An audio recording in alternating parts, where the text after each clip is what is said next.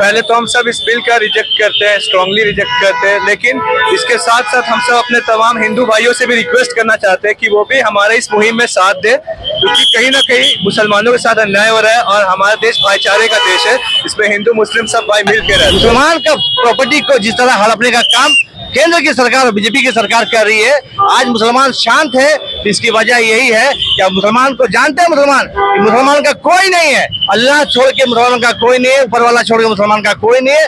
मुसलमान शांत है, लेकिन इसका नाजायज फायदा केंद्र और बीजेपी वाले उठा रहे हैं। इस मुसलमान भाई भी स्ट्रांगली रिजेक्ट करते हैं इस बिल को। बस ये हम सब नाखुश है इस डिसीजन से। कुछ हम सुप्रीम कोर्ट तक जाएंगे इसको खारिज करने के।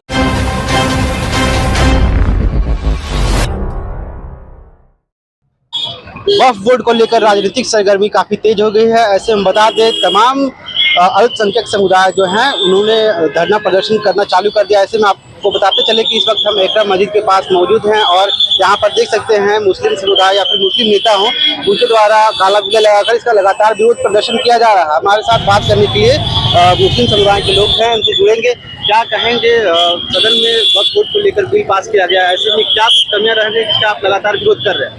देखिए, सबसे पहले जिस दिन ये बिल पास हुआ उसी दिन हम लोग के लिए, मुसलमानों के लिए काला दिन शुरू हो गया है। ये काला दिन जो शुरू हुआ है, और जिस तरह केंद्र सरकार और बीजेपी की सरकार मुसलमानों के खिलाफ जाके जो काम कर रही है, मुसलमानों का चीज को हड़पने का जो काम कर रही है, और जिन जिन पार्टियों ने इसके पक्ष में वोट दिया है, वो तमाम लोग जितने भी कार्यकर्ता हैं, जितने भी नेता हैं, वो सब मुसलमान के खिलाफ है। इससे समझ में आता है मुसलमान का प्रॉपर्टी को जिस तरह हड़पने का काम केंद्र की सरकार और बीजेपी की सरकार कर रही है। आज मुसलमान शांत है। इसकी वजह यही है कि अब मुसलमान को जानते हैं मुसलमान का कोई नहीं है। अल्लाह छोड़ के मुसलमान का कोई नहीं है, ऊपर वाला छोड़ के मुसलमान का कोई नहीं है। मुसलमान शांत है, लेकिन इसका नाजायज फायदा केंद्र और बीजेपी वाले उठा रहे हैं। इस राजनीतिक फैसले से कितना प्रभाव पड़ेगा देश की? देखिए, हमारी चीज को आपने सुना होगा, पंजाब के एक विधायक या मंत्री ने कहा कि वो पंजाब में कब्रिस्तान नहीं है, वो कब्रिस्तान दान किए, वक्फ किए। उनका ये कहना कि मेरे दिया हुआ चीज को आप सरकार, केंद्र की सरकार कैसे ले सकते हैं? मेरा दिया जी, या वैसे ही तमाम जो चीज है हमारे मुस्लिम समुदाय को वक्फ किया गया, हमारे बुजुर्ग दिए हैं, उस चीज को छीना जा रहा है। ये वजह ये है कि अडानी अंबानी को आगे बढ़ाने के जो ये लोग फैसला लिए हैं, जिस जमीन पे अंबानी का घर बना हुआ है, नरेंद्र मोदी जी का ऑफिस बना हुआ है, वो सब वक्फ का है। और इसको बचाए कैसे जाए? अब वक्फ की हर प्रॉपर्टी को अपने हक में रखे हुए, अपने पास रख के मुसलमानों के खिलाफ एक साजिश रची जा रही है। क्या लगता है इस बिल में संशोधन की आवश्यकता है? जिस तरह से लगातार कोई आवश्यकता नहीं थी भाई। क्यों हमारे चीज को, क्यों? मैं तो बार बार क्वेश्चन करता हूँ, क्वेश्चन मार के कि हमारे चीज को आप क्यों अपने आप को मानते हैं? हमारा चीज को हम कैसे इस्तेमाल करें?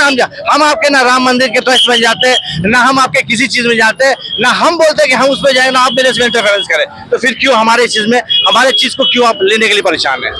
मुसलमानों में काफी रोष है। ऐसे में क्या कुछ आप लोग क्या कदम हुआ लगातार जिस तरह विरोध प्रदर्शन? देखिए, विरोध प्रदर्शन तो हम लोग किए ही नहीं है। आप तो खाली शांतिपूर्वक काला बिल्ला लगा के शांतिपूर्वक काम कर रहे हैं। हम लोग विरोध प्रदर्शन करें ना, तो फिर ये तो पता चलेगा कि आप जान रहे हैं कि मुसलमान जल्दी गुस्सा नहीं होता। अगर आक्रोश में आ जाए, इसका अंजाम लोग जानते हैं क्या हो सकता है। हमारे साथ और कुछ लोग भी जुड़ेंगे, उनसे बात करेंगे। आपकी क्या राय है? मेरी यही राय है कि देखिए, पहले तो हम सब इस बिल का रिजेक्ट करते हैं, स्ट्रांगली रिजेक्ट करते हैं, लेकिन इसके साथ साथ हम सब अपने तमाम हिंदू भाइयों से भी रिक्वेस्ट करना चाहते हैं कि वो भी हमारे इस मुहिम में साथ दे, क्योंकि कहीं ना कहीं मुसलमानों के साथ अन्याय हो रहा है और हमारा देश भाईचारे का देश है।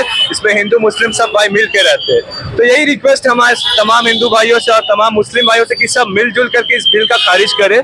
क्योंकि देखो, अक्सर पॉलिटिकल लेवल पे हमें हिंदू मुस्लिम सिख ईसाई सबको भड़काने का ही काम किया जा रहा है, न किसी पार्टी को टारगेट नहीं कर रहा, लेकिन यही किया जा रहा है हमारे देश में।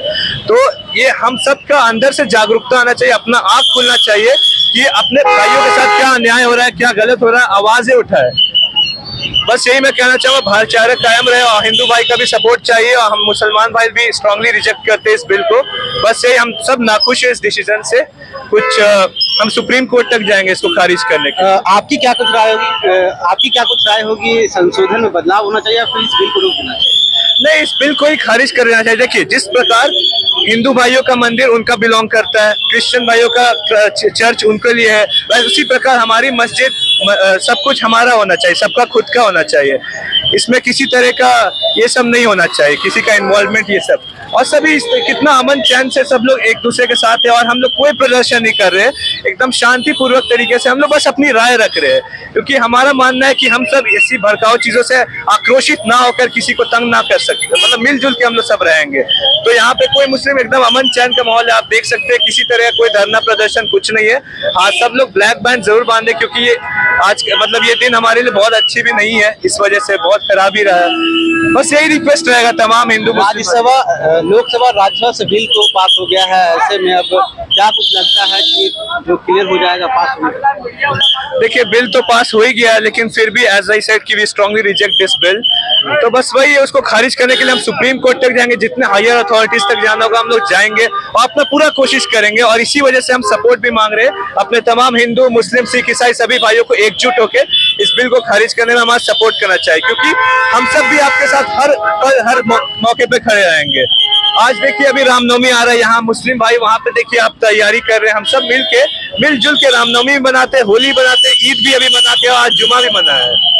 तो ये अमन का देश है, चैन का देश है, तो सबको मतलब एक दूसरे का ध्यान रखना चाहिए और आवाज उठाना चाहिए। क्या नाम है आपका? मेरा नाम अनस हुआ।